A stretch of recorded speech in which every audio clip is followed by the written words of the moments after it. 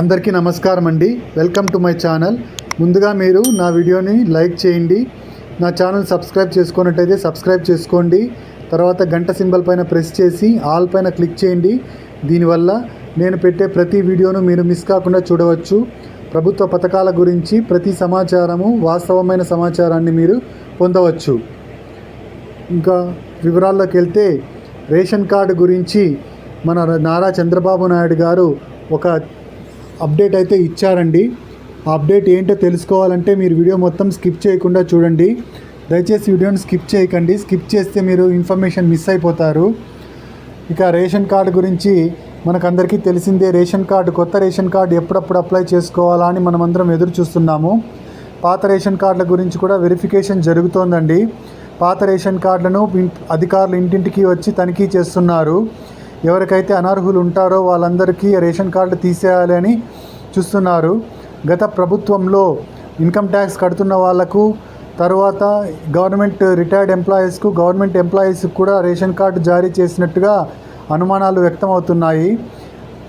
అందుకే ఇప్పుడున్న government ration కార్డుని చెక్ చేసి వాటినన్నింటినీ సమగ్రంగా పరిశీలించి అర్హులైన వారికి రేషన్ కార్డు ఉంచాలి అని డిసైడ్ చేసుకున్నారండి. ఇక నెక్స్ట్ అప్డేట్ ఏంటంటే, రేషన్ కార్డుకి మనం ఎప్పుడు అప్లై చేసుకోవచ్చు కొత్త రేషన్ కార్డుకి అనేది నెక్స్ట్ అప్డేట్ అండి.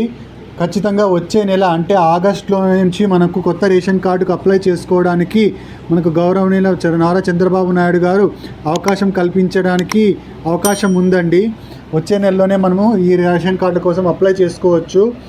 ఇప్పుడు ఇంకో అప్డేట్ ఏంటంటే, మన రేషన్ కార్డులో ఎవరినైనా యాడ్ చేసుకోవాలన్నా, అంటే పాత రేషన్ కార్డులో ఎవరినైనా యాడ్ చేసుకోవాలన్నా లేదా డిలీట్ చేసుకోవాలన్నా, చిన్నపిల్లలను యాడ్ చేయాలన్నా మనకు ఆప్షన్ ఓపెన్ అయ్యేది కాదండి. ఇప్పుడు option open అవుతోందండి.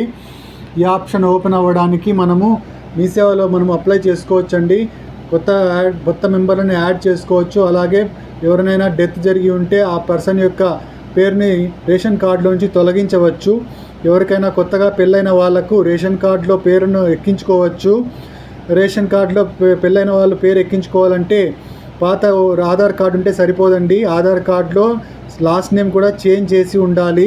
Last name change చేసుకున్న తర్వాతే ఆధార్ కార్డు ద్వారా రేషన్ కార్డులో మనము కొత్త మెంబర్ని యాడ్ చేసుకోవచ్చు. పిల్లలకైతే బర్త్ సర్టిఫికేట్ కానీ ఆధార్ సర్టిఫికేట్ కానీ ఉంటే దాన్ని బట్టి రేషన్ కార్డులో పేరును నమోదు చేసుకోవచ్చండి.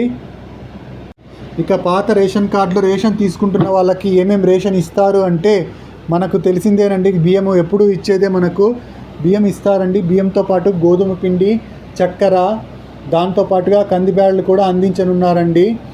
ఇక రేషన్ను అందించడానికి మా వాహనాల్లోనే రేషన్ తరలించాలి అని గవర్నమెంట్ ఆలోచిస్తోందండి. వికలాంగులకి, వృద్ధులకి, తర్వాత మహిళలకి ఇబ్బందిగా ఉంటుందని వాళ్ళందరికీ రేషన్ను మనము వాహనాల ద్వారానే ఇవ్వాలని ప్రభుత్వం అనుకుంటోందండి. ఇంతకుముందు కేవలం రేషన్ డీలర్ ద్వారా రేషన్ను సరఫరా చేయాలని అనుకున్నది.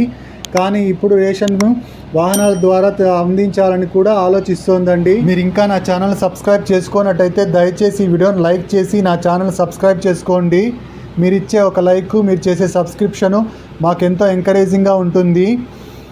ప్రభుత్వానికి సంబంధించిన పథకాల సమాచారం తెలుసుకోవడం కోసం మీరు ఈ సబ్స్క్రిప్షన్ చేసుకోండి. సబ్స్క్రైబ్ పైన క్లిక్ చేయండి. నోటిఫికేషన్ పైన క్లిక్ చేసి ఆల్ పైన క్లిక్ చేయండి.